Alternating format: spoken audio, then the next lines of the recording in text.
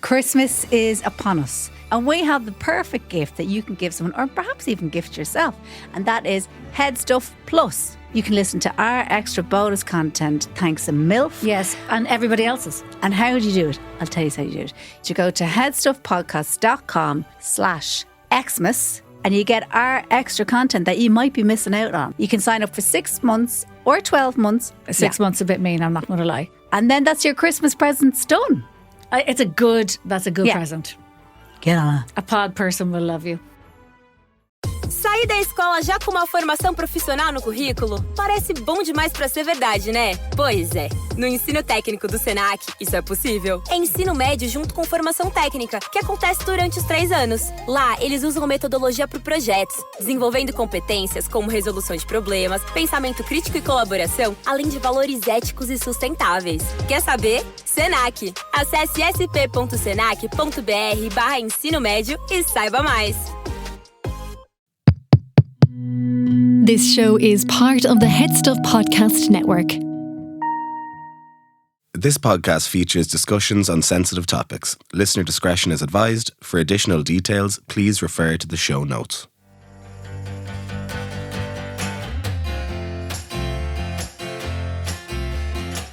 Hello, how are you getting on? And welcome to another gorgeous, lovely, beautiful episode of Listen, I'm Delicious. Everybody's favourite podcast who's heard it. I suspect, maybe I'm wrong, but I could be right as well, and that's what I hope. Today we have the lovely Janet Devlin, who I remember first seeing when I was but a teenager. I don't even know if I was a teenager. I was probably 12, which is a bit of a grey area as to whether you're a teenager or a child. I was more of a child when I was 12. Maybe some of you were more sort of mature than me, but I was a child. But yeah, I think I seen her on the X Factor at that time. She came on the X Factor and did, I believe, the Elton John song, Your Song. And it was like a huge, big viral hit. I think it has like 50 million views or something on YouTube. And, it was all over the X Factor, which was huge. People were still watching the X Factor at that point. People stopped watching the X Factor shortly after that. But yeah, she was like a big sensation. And she's still going at the music. She's just released a country album. That was 13 years ago, believe it or not. Starting to feel a bit... No, I wasn't 12, man, because I'm 30 now. I must have been 17. Yeah, no, I was like 17, sorry. I completely forgot. I think it was it was 13 years ago, because I remember she said that. Anyway, I was some age younger than I am now. Not yet an adult. So, yeah, it was like a huge viral sensation for her. She was, obviously on the X Factor. She did quite well on the X Factor. And we're talking today sort of about what the X Factor was like, what it was like to kind of form a career from after being on the X Factor, all the stuff she's done since. She's got quite a big social media following now. And I shared a little bit of an interesting story about, I actually was asked, so for those of you that don't know, a lot of these shows now, they sort of like try and find people on the internet, and then they sort of try to get them to be on the show. So they have these scouts who just go and look for people on social media. And I was actually approached by a particular one. I'm not going to say which one it was. But I was approached by them. And it was actually before I started doing any of my comedy videos. It was when I used to just post music on my Instagram page. And they got onto me and they were lovely. I submitted a couple of videos to them that they asked for, and a couple of songs they asked me to do, and we were talking about, doing an audition, and they actually got in contact with me again this year, but I'm kind of too busy to do it now, so I said no. But at the time, the reason I didn't do it is I remember when you would watch, you would always know who was going to do well on the show, because when they came on, they'd always kind of have a bit of a sob story, like it'd be like, hello, my name is, Michael, and my life is hard, And basically when you do, so they put me through, the way it works is they were kind of letting me skip sort of part of the show. So I wasn't going to have to go to going to have to go and do the initial auditions that you do before it's on TV. So there's you do a lot of auditions before it goes onto TV, and then there's the auditions that happen on TV, but you have to have already done auditions to get that far. I hope I've explained that well. I don't think I have. So they were going to let me skip that initial bit and just do the TV auditions. And so what they wanted me to do was obviously sing a song. And then I was doing an interview with somebody and they were like, oh, so let's kind of delve into your background. So I spent about 25 minutes talking to them. And the reason I didn't do it is because they kind of just wanted me to sort of ham up, like, you know, the hard bits of my life. And sure, like, you know yourself, everybody has a fucking hard life. There's not a person among us that's had an easy life. But they wanted me to kind of, you know, basically tell a sob story. And I was like, do you know what? I don't know if I want to go on television and just be the fella that was like, oh, do you know, I don't know, I'm really fat. I might have said different stuff than that, but I didn't want to be that person that was on just kind of, you know, whinging and then going on and singing a song and crying or whatever. It wasn't for me. Yeah, I think when Janet was doing it, it was a bit different. So it was like, I don't think you knew when you were going in exactly what you were getting into. They're kind of a lot better now, I think, about telling you, okay, so this is kind of what it's going to be like. And, you know, but I think at the time it was kind of a shock for people. They kind of went and auditioned and then all of a sudden they're on the show and there's clips of them, you know, talking about something. So it must have been well, I know it was because we talked about it, but back in the day, I can't imagine what that experience was like for just a normal person going on and having this huge thing and people know all this stuff about your family or whatever. So that's the reason that I said that I didn't want to do it, is because I just wasn't really comfortable with that being the main thing. I have talked about a few things in interviews. I've talked about agoraphobia and stuff that I've struggled with over the years, but I try not to harp on about it. And I didn't want to be kind of going on the television all the time going, oh, my name is Garron, it's awful hard, you know. So I said no, and I don't think I would go on any of them now. I'm kind of happy with my lot now. So I don't think I really want to go on like a television talent show or anything like that. But yeah, that's the story of when I was approached by one. We're going to go on to Janet Devlin now. Do I have anything else to say to you? Let me think now. Do I have anything else to say to you? I don't. I've nothing else interesting to say. I love you. I hope you're having a good day. Having a nice day? I hope you're having a nice day. I think you look really well and I think you're probably lovely. Anyway, here's Janet Devlin. Hello, how are you getting on? Welcome to episode probably 8 or 7 or maybe even 6, I can't remember, of Listen, I'm Delicious, the greatest podcast on the planet. Previously the #1 podcast, now floating around somewhere in the top 10. We will get back there. Today we have the lovely Janet Devlin, international superstar singer. You have a podcast as well, Jet, internet personality. What do you not do? Oh, chill out. Chill out. Nah, I say that. I was in my jammies like last weekend, so it's all good. Yeah. Thank you for joining me. Thank you for having me. I'm very excited to have you here. I'm surprised you let me in the room because I'm a massive fan, and I'm just, I think it's dangerous now again. But I am a massive fan. Well, I have known about you since I was a kid. Because I watched your first performance on the X Factor. Oh, Jesus. Live as it went out. What age are you? I am 30. Oh, we're the same age then. Yes. Oh, yeah. grand. Because Yeah. I get that now from people being like, I was 6 years old. And I'm like, shh, child. Unfortunately, I wasn't 6. I was probably, what year was that? 2011. 2011. What 13 years ago. Jesus, I was 17, yeah. And I remember, yeah, it was strange because I remember the whole country just being like, that's somebody from Ireland, that's good. That's the way it was. No, it was always that way because you had Mary. Mary was Tesco class. Mary, as people called her, just for the brand recognition there. Yeah. And then you had Owen Quigg. And, Yes, Owen Quigg, yeah. They're the ones that I can remember where it was like, it's a big deal. Yeah, it's was. a huge deal. Like, not even just because I went on it, but as a watcher, it was like, yes, somebody from home, yeah. Yeah, 100%, yeah. It was always that, like, who's the token Irish this year? Yeah, but I remember there was like posters up in the school and everything. We were very excited. It was like the All Ireland, like it was a big deal. I think there was a whole thing that year as well as opening up the vote for the Republic. Oh, right. I don't know if it was a thing before that. Yeah, it must. I remember I did vote for you. So I didn't earn any of that money, so I can't give it back to you. Right.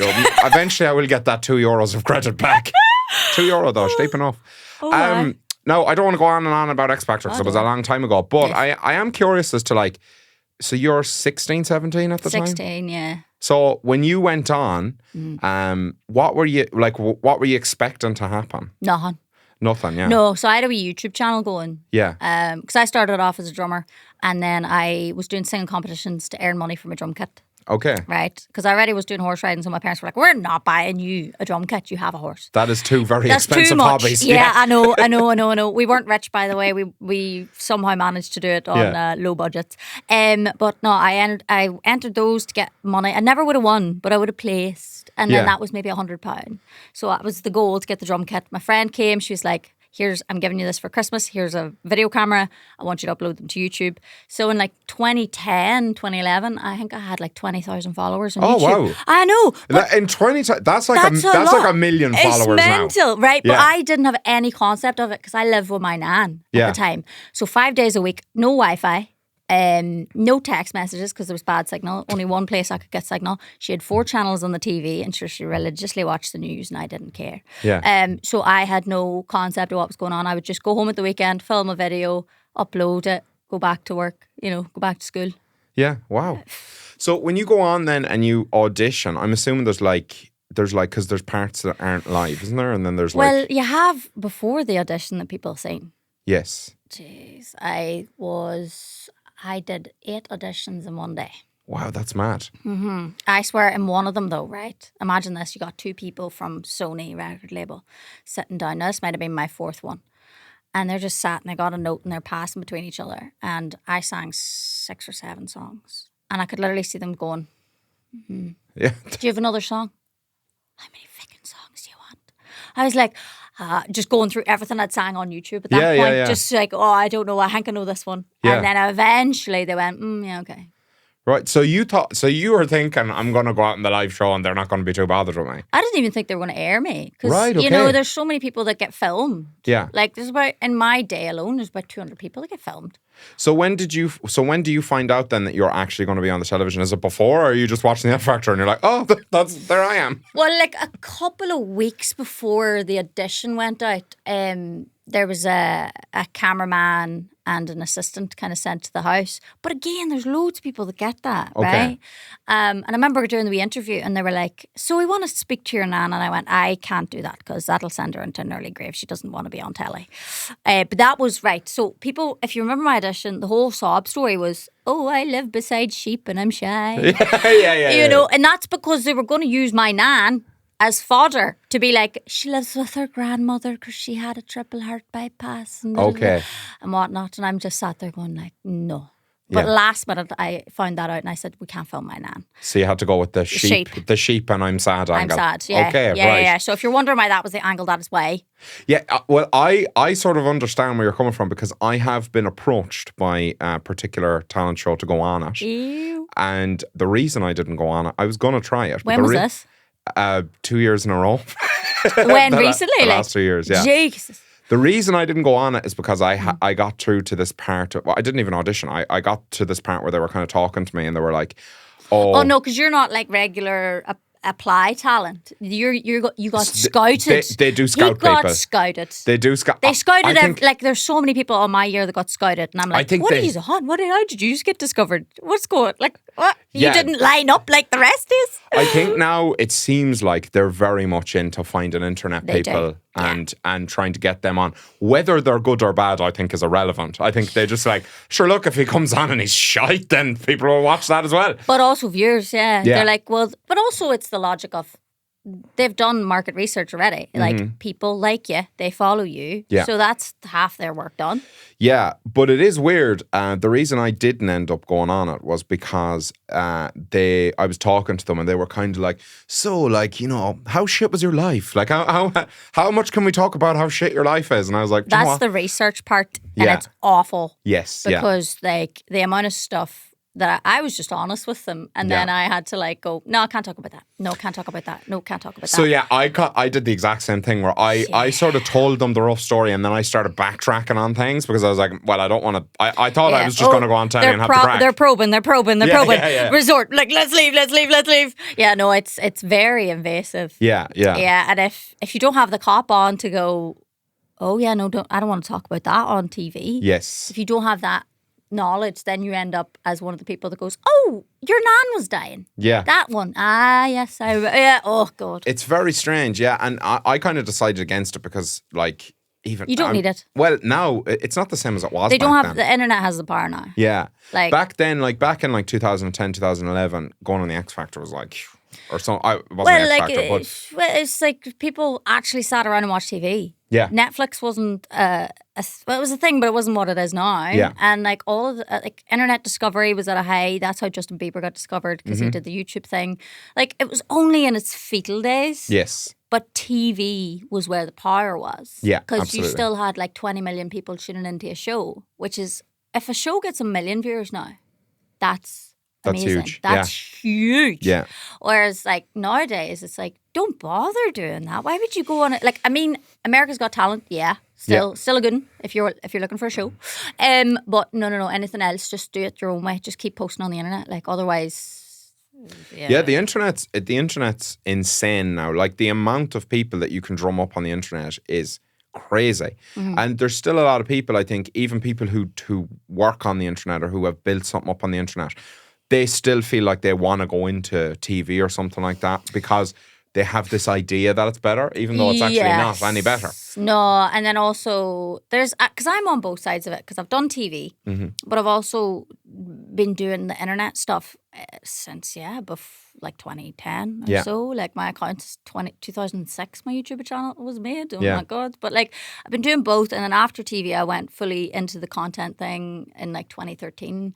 And like I've seen it on both sides. I've seen the content creators fight so hard to get that media recognition and get like a slot on a show and this, that and the other. And then I've seen like TV people wanting to create an empire online. Yeah. And it's like, I don't know how to tell you this. None of them are going to bring you joy. Yeah. None of them are going to be a quick fix. Nobody's going to give you a silver spoon.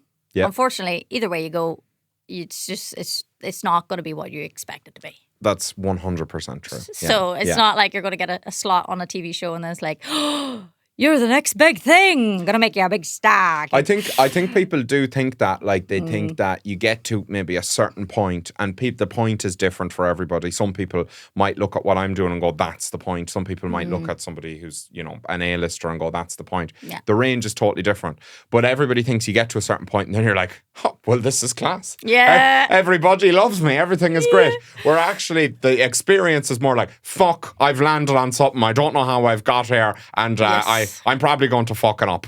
It's imposter syndrome will be there no matter how big you get. Yeah.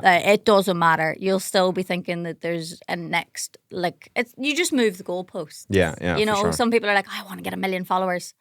And then before they've got it, it's 10 million. Yeah. You know, you just keep pushing it. And it's like, realistically, you're never going to be happy. Yes. If you're just chasing monetary or like figures sure. or whatever. It doesn't matter. This show is part of HeadStuff Podcasts. Here's another show you might like. So, technically, we've hijacked this podcast just for a minute. It's not hijacking if you ask nicely first, Afif. Did we ask nicely?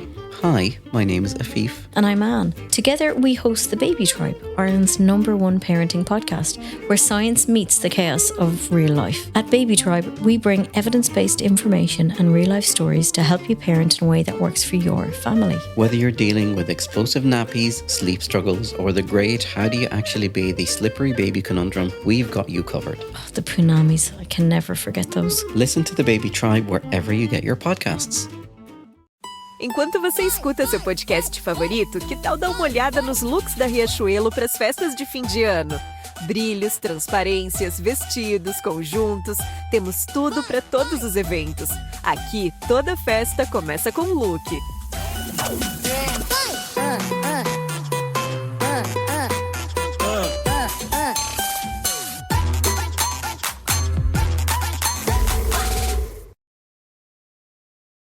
I've got some of the wrong stuff and some of the right stuff, okay? So this is the correct drink.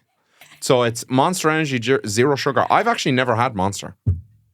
Is that shocking to you? I don't know. I feel like everybody's had Monster except me. Well, I'm sober. Your I don't have snack? much choice. Is Milk Duds? Yes. This is like an American thing. This is a pristine diet we've got going on Yeah, here. that's it. We've got the good old healthy stuff down there as well. I have a 13-year-old boy's diet. Okay, so Milk Duds. I don't know if I've had. Have you Milk never had Duds. one? I don't know if I have. Oh, jeez. Don't look at the calories. That only brings you sadness, guys. Do I look like a man who looks at the calories? Oh, Jesus. I always say calories don't count in the dark, and that's when I'm eating them in we've bed got, at 2 a.m. Per 10-piece serving, 130 Actually, that's not great. So, Milk Duds, let's have a go. Oh, they're harder than I went. Oh, no, right, they're supposed to be chewy. I went right. I think it's a bit cold. It's cold outside. Yeah. No, they need to be, they're normally nice and Okay. chewy. Okay, so it's caramel. Yeah. It's just the American version of Poppets. Mm-hmm. I'll settle for a poppet. They're grand. I love them. They are good. Yeah. Because my Milk thing crumbs. is I like chewy, so I like bonbons. Like, but if I can only pick between a sweet and a chocolate, so then you got the best of both worlds. So it's always- chewy and chocolate. See, I hate chewy stuff. Oh no, because otherwise, right? So I take these meds at night, right? Okay. That the average person when they're on these meds gains at least, I think it's like 2 stone, 3 stone. Okay. Right. And it's because when you take those meds, 45 minutes later, you turn into a pregnant stoner. And it's awful. I could eat the entirety of my kitchen, right? Yeah. And I just will knock those back like it's nobody's business. But Yeah. I also will eat chewy things because it takes me longer to eat it. So then I am not going to eat even more than what I'm already So doing. this is the strategy, This is is to the eat chewy strategy. things. There you go. I know. See, I literally just pick things up in my hand and place them in the back of my throat and then just allow gravity to make it fall onto my body. No, I don't, because the last person I dated, right, they were like a sports nutritionist for big athletes, Yeah. like international athletes, right? And they were very in shape, big, strong man. Yeah. And we lived together at one point and all this. And 6 months into living together, he turns to me at the dinner table and he goes, "It's just not fair because it's supposed to be the woman that gets fat in the relationship. It's not supposed to be me." And I goes, "It's because the problem is once it hits past dinner, because I don't allow myself any sweets before dinner Okay. because I need rules. But once I've had dinner, it's off to the races till I'm asleep. Okay. I will be just doing. My mouth is lonely constantly, Yeah. and I'm just being nice. So I should be a lot heavier than I am, but by the grace of God, He's given me a metabolism that is really good. So I'll eat like a 13-year-old boy until the day the metabolism goes. And then that's fine. I'll go and pursue healthiness and whatever. Yeah. I don't want to know what my arteries look like. Don't talk to me, right? I know that they're really bad, but nobody knows. Yeah, God blessed me with both the hunger and the storage capacity to really dive into pretty much everything He grew on this great planet, every animal He put on the planet, everything. I've taken a bite out of it. But you know what? There's people I know that cycled every day of their life, ate really well, and still died at 50, and I don't care. There you go. You can be fat, have a sore arse when you try and get on a bike, and die at 50 as well. So you get your choice in life. You take it. Your favourite food, as I struggle to acquire it. I don't believe this is your optimal favourite food, but it's the easiest one I could get. Yes, yeah. So you said either chicken and ham pie. Pies are very hard to come by in Which Ireland. is ridiculous. Yeah. Like, because I love, anytime I go to a restaurant now, I'm either having a roast dinner pie. or a pie. Pie and chips. Pie, yeah, pie's a weird one. So like, there's the like sad. quintessential fat lad line where you go, "Who had all the pies?" Well, not me. I don't like pies. Oh no, see, I used to be a runner. Funny, people don't associate me with sport, and I don't blame you. But I qualified to run for. I accepted to run for Ireland and Northern Ireland, and then I quit. All right. I couldn't be bothered anymore because I never trained or anything. I was just like one of those people that were just all right at it from the start. But I used to come home, and the pies you get that you make at home, and they're like a dome. Yeah, They're the size of a plate. Like the ones you pop in the oven, Aye. them lads, yeah. So I would have had those. I would have had a full half a pie with my dad. He would have had the other half, and then we would have had a half a plate then filled with home cooked chips because we had a deep fat fryer at the house. So we'd have chips and pie, and somehow because I used to be like a size 4 until I got to about 16 puberty, and I used to be a size 4 until I got to about 7 months old. Still got to 5. It wasn't even 5. I was a heifer by the time I was 5. But yeah, no, I've been a big eater my whole life, and again, I don't know how I'm this size. So we have pad thai here. Mm-hmm. I'll get away from the mic because I hate eating. We have pad thai here, which again I've never actually had. I've heard of, but I've never had it. Man. This is just like noodles and chicken and what have you, isn't it? Yeah, pretty much. It's supposed to be a bit peanutty. Okay, is this peanutty? Is it? I don't want to drop any hate, but it's maybe not the best pad thai I've ever had in my life. We won't mention the establishment then. But it's not the. It's you know what? To have it in Ireland. Oh, there's great. carrots in it. That's mad. Okay. It's actually pretty good. It's so what's not good about this so I can rate it fairly? It's normally a bit peanuttery. It's not normally maybe as it seems like quite a lot of soy sauce in it. Yeah. There it is. There. It's maybe not as vast a flavour palette, but I'm the worst person to ask because my palate's not great. Okay, so I've had my first experience of pad thai, which I have been told is shit. So I'm going to give this It's nice. I'm going to give this a 6.5 out of 10. But a pie, you would give a 10. I don't like pies. I'll tell you why. I have like... The trauma from the phrase. Sorry? The trauma from the phrase. From the what? When people say who had all the pies. Is it the trauma? Oh, no, not the trauma from the phrase. No. No, I'd be happy to eat all the pies. No, so what happened was, as a child, I had a traumatic experience with a pie. It's always trauma. Yeah. I had three traumatic experiences.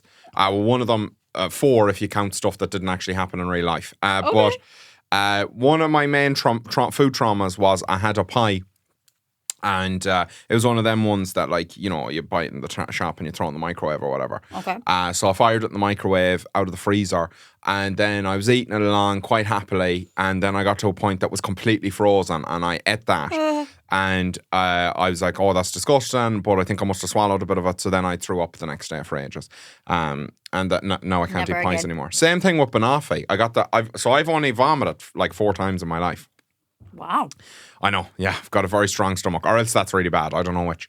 And you've never had a real hangover either, which is mad. I've never had a hangover in my life. I just pretend to fit in. Yeah. Yeah. I wonder if you'd be like me, because I didn't have a hangover until I got a hangover. Okay, okay. And I lasted quite a long time before I got like a hangover. I've never had one, but you see, I don't drink that much, so like. Oh well, then yeah. I mean, no, but I have been. You have done. I have been twisted, like. Well, when was the last time you got like? Really drunk? Like I mean, like the Freshers Week kind of level of. Oh man, probably 10 years ago. Like, well, then there you go. I don't really like. I'll get like slightly sort of happy. But and we asked for a YouTube video where, or even a podcast, smashed. yeah, where you get like supersonic smash, right? Okay, yeah. And then you got to check back in the next day. You got to be here for like 9 a.m. Yeah, see, I've never enjoyed alcohol that much. I've just never liked it that much. Food, yes. So right, I think that's where the balance is here, because I'm a raging alcoholic. I'm sober now, but no, I had to go to rehab and all that stuff, right? So that's the thing that happened. Yeah. You get to enjoy alcohol with no consequences, right? I'm very jealous. I get to enjoy food with no consequences. So we're even. Yeah, I do sort of think it's similar. So like some people will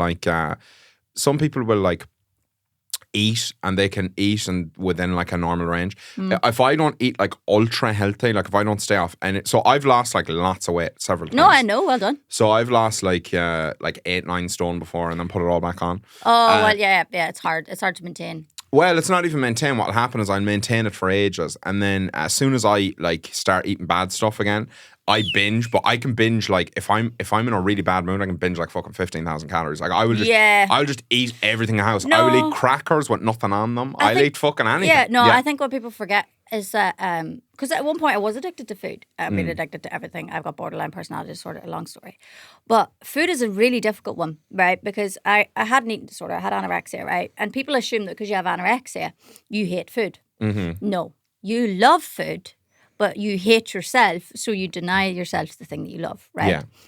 For some people, being overweight is exactly the same internal pain, self-hatred and punishment, right? It's just a form of self-harm to some people, where it's a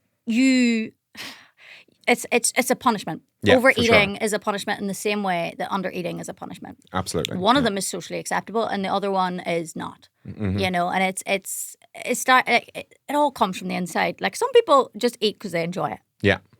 Deadly. Some people eat because they're literally addicted and it's a form of self-harm. Yeah. And do you know what I found out as well? Because I've got ADHD and I'm medicated with a medication called Elvance, right? And for the first little while you take Elvance, you have to be really careful because you'll lose weight.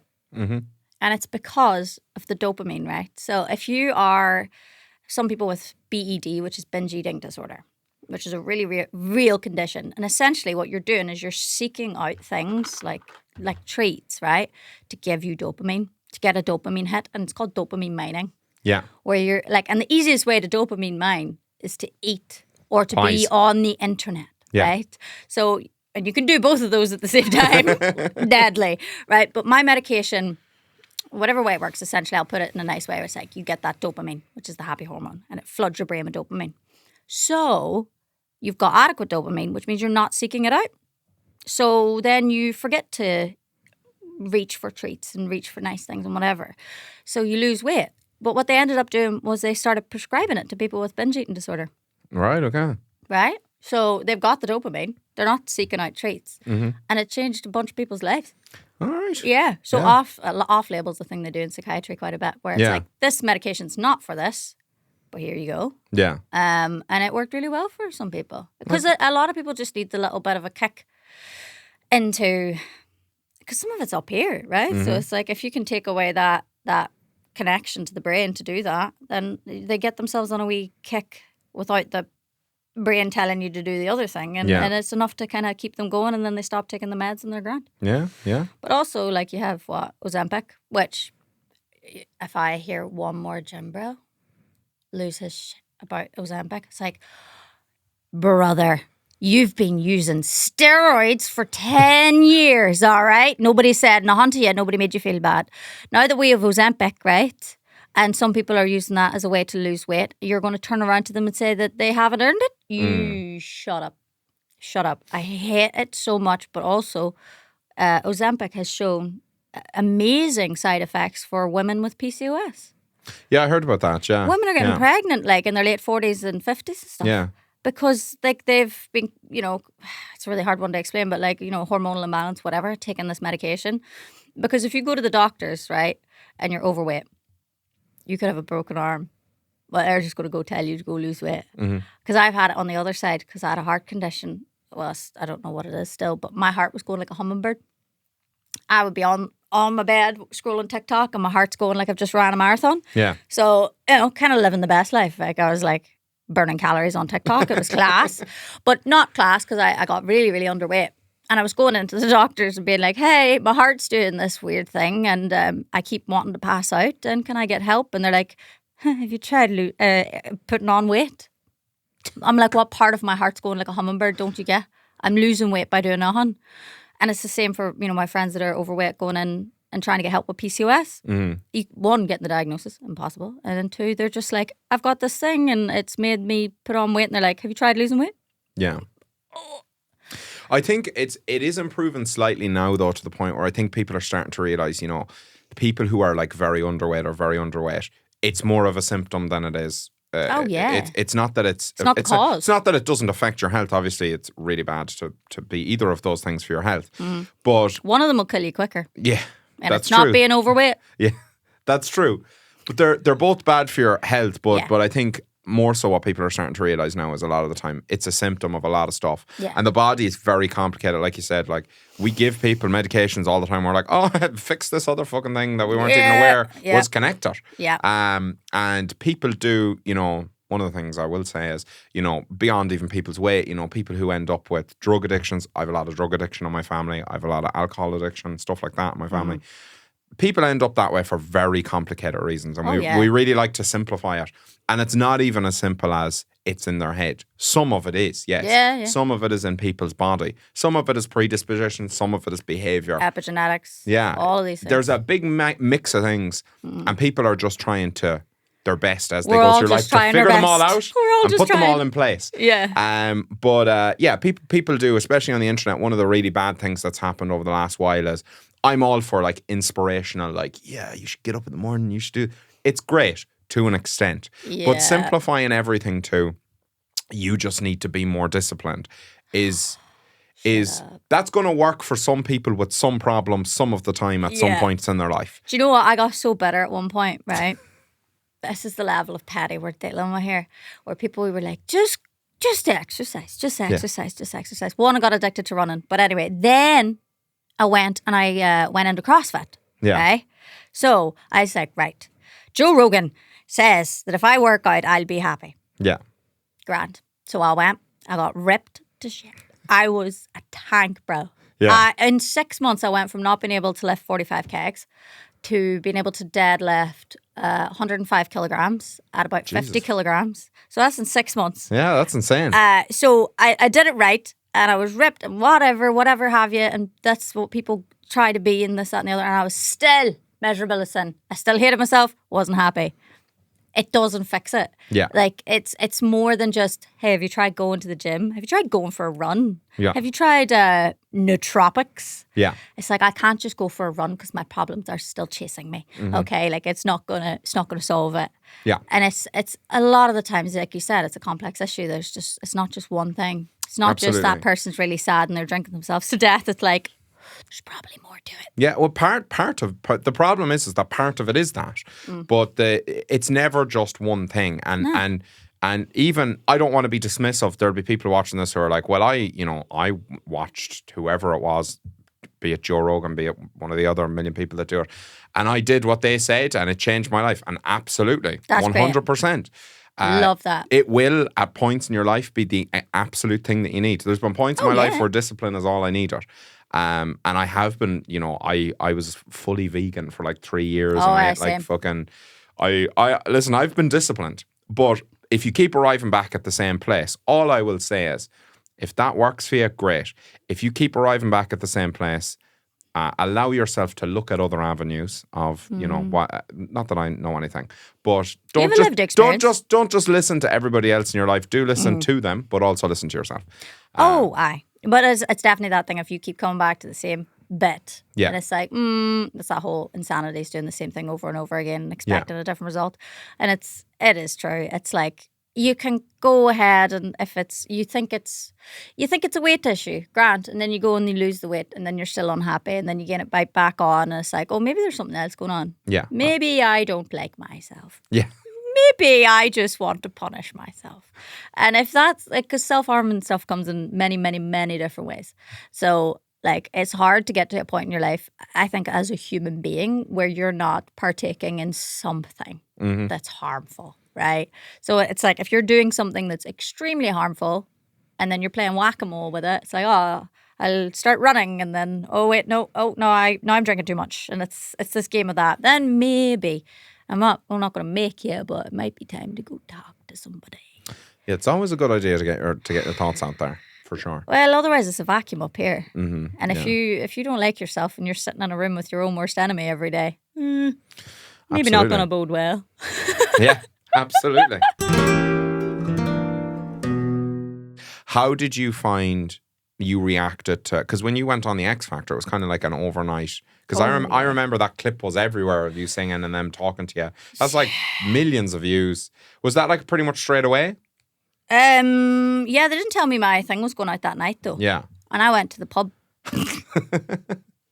Yes, I went to the pub. I was 16 now. Yeah, whatever. It was before I had a really bad problem with alcohol. But I remember going out and then just getting in a very dangerous position with people coming up to you. But yeah, it changed overnight. Like my whole life, I just went from schoolgirl where people didn't even know me in my school to then just being on the front cover of the newspapers and being recognised everywhere you went, which, that's amazing because that just doesn't seem to happen anymore, like overnight success. Because that is what it was. It was no 10 years or nothing. Like I definitely hadn't been singing for 10 years, I'll tell you that. But no, I'd already had a shoot before I did TV. I had all the symptoms of the condition that I have now, which is borderline. Essentially, I always just felt guilty for like I always felt like a burden since the moment I was born. And now my family, lovely, good people. Like my parents did not drink a lot at all. I had 3 older brothers, all sane and well. We came from the same uterus, so it must be a me problem. Yeah. They're all fine. But no, I had serious deep-rooted issues, and like by 10 years old, I was self-harming, and by 14, I was already suffering with a really bad eating disorder, and just really didn't like myself. But counterintuitively to what people would expect, like doing a show like X Factor was actually good for me. Okay, right. It gave me something to work towards. Yeah. Which is something that's recommended no matter what you're going through, is have something to look forward to, or like something to push yourself toward, like Absolutely. a goal, an ambition or whatever. So it was really good. And I only went on that show to find out if I could sing or not, or whether my family were telling me fibs. I just kept thinking it was going to like, oh, Judge's House is, oh, sure, that'll be the end of that. Oh, that book camp, that'll be the end of that. Sure, I'll be going home. Yeah. It's just then, it's like, oh, I had to go and speak to my principal and say, I will not be coming back for the rest of fifth year, like A levels, whatever. I'd signed up. I was up for doing, I think it was 4.5 A levels or something. Yeah. I was a wee nerd. Oh, my dad was so excited. He's like, finally, some money in the family. And it's like, I'm going to pursue the arts. But no, I just kept expecting it to end, and it just kind of kept going and going. And, you know, I was going to take the year out for music anyway. Like, once I kind of started the audition process, I was like, do you know what? I will do it. I'll take a year out and start writing and whatnot. And then it just kind of kept going, then national TV. And then I think the minute they were like, you're on the tour, which if you don't know, that's when you get paid. Okay, so you get paid for the X Factor tour? Yeah. Right. You don't get paid for anything else. Is it good? Is it good money? No. I think good money for the tour, yeah. Yeah, okay. Is it maybe good money for what you went, what was going on, you know, for the past, say, 6 months of, you know, getting up at the arse crack of dawn and going to bed and maybe having 2 hours sleep and get up and go, which... got to be something in child labour laws there for a 16-year-old to be working all day, but I don't think so. I don't know. I don't care. I'm not coming for you, don't worry. But no, it gave me the confidence to actually then just go, do you know what? I'll give this a go. Yeah. Because I really didn't like myself. So I don't know if I, on my own volition, doing my own thing, maybe would have had the belief to go and do it.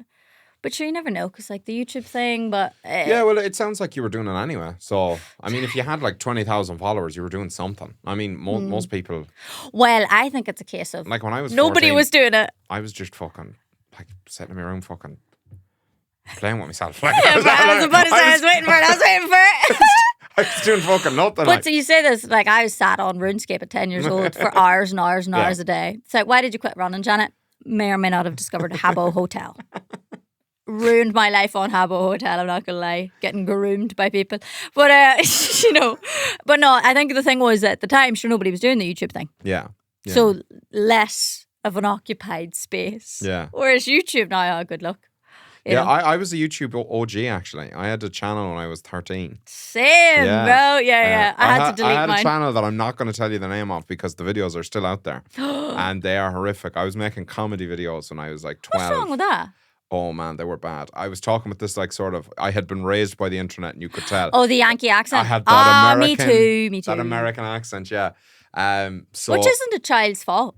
No, but people rip into kids who talk in a wee bit of a Yankee twang, and it's like, hey, maybe more investment should be put in the arts for us to have our better TV stations and better TV shows so we can listen to our own accents. Yeah, I 100% had an American accent until I was like 15. But you get bullied enough and I was like, whoop, fiddly dee. Yeah. Now I have to try and put it on so people can understand me on the internet. After that, like, so the X Factor part concludes. Yeah. And what's do they sort of like, do they do anything for you after that, or do you ever hear from them again? Are you sort of? No, the morning I got kicked off the show, I got my Addison Lee to ITV's Central Studios in London. Did my breakfast TVs. Yeah. Did some wee internet things and. Right, okay. Then I got a taxi to the X Factor house and they were all away doing something. And I packed my bags and Mum had booked me an EasyJet. No, I booked my EasyJet flight and then got Mum to call them because she'd got a contact there. Because obviously we were frequently flying and they don't pay for your flights. So they allowed me to take as much baggage as I wanted. Which was great because otherwise I would have been paying for like 4 suitcases. Yeah. But no, that was it. I said goodbye to the security and the people that babysat me during that time. And off I popped back home. Okay. That was it. That's mad. I think we all think, like, when you're watching something like that, that's just like, that you're all, you know, they're all part of everything and they're like, next we're going to do this. But it doesn't really work like that. No, and I do you know what? I didn't expect it to. Yeah. Like, a lot of people go on those shows and I don't want to burst bubbles, but it's a reality TV show. Mm-hmm. It's a TV show.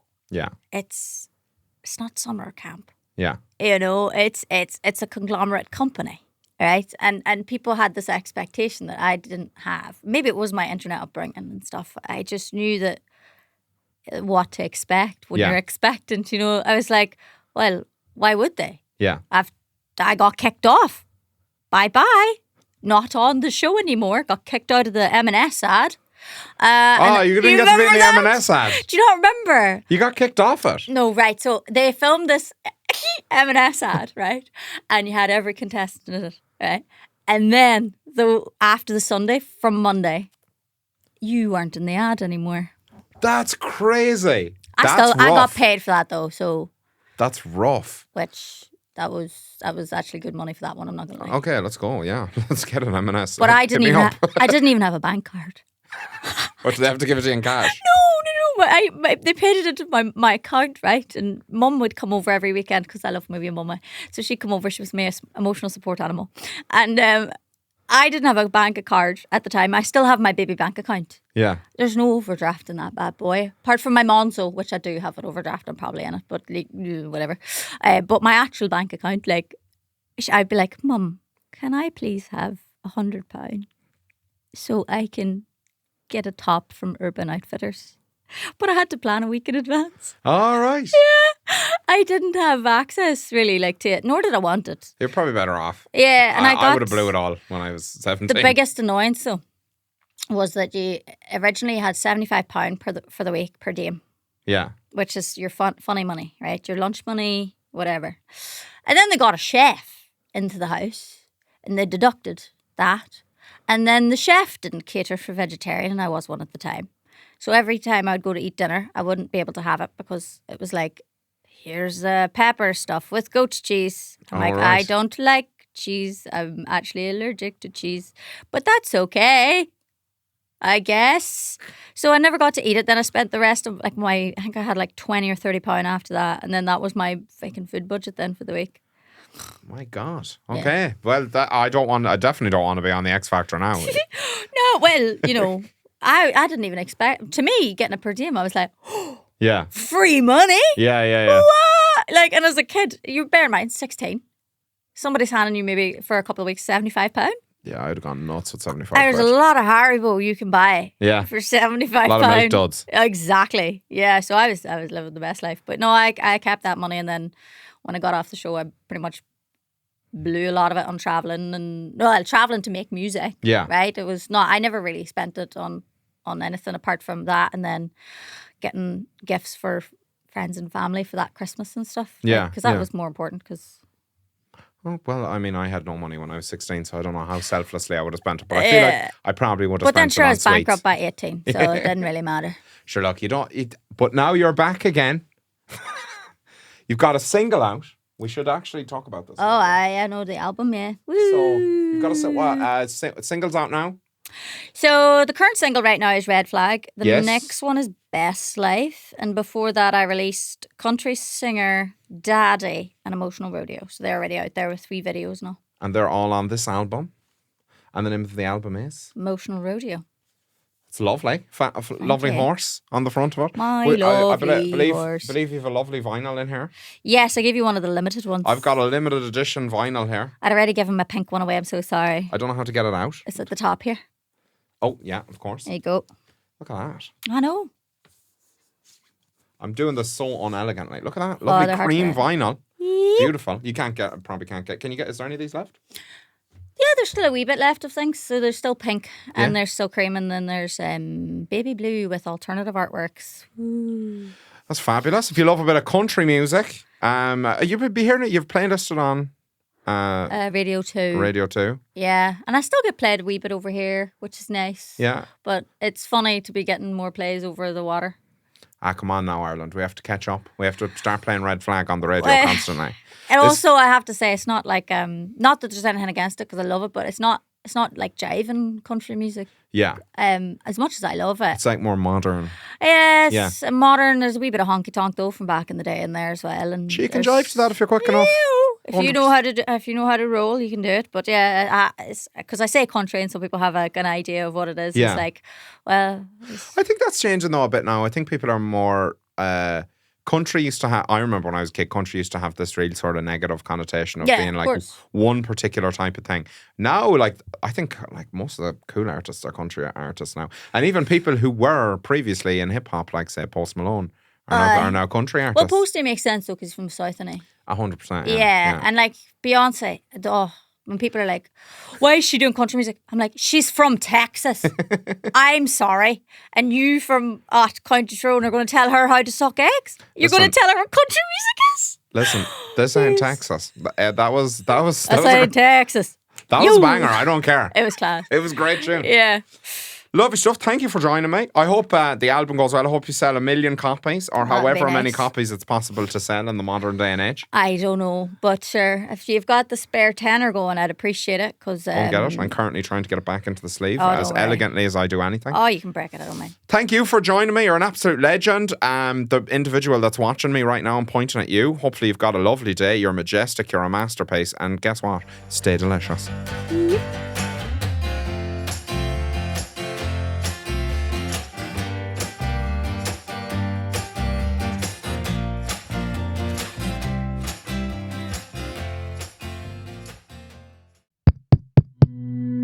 This show is part of the HeadStuff Podcast Network, a hub for the creative and the curious. Shows are produced in association with HeadStuff and the Podcast Studios Dublin. Find out more or become a member at headstuffpodcasts.com.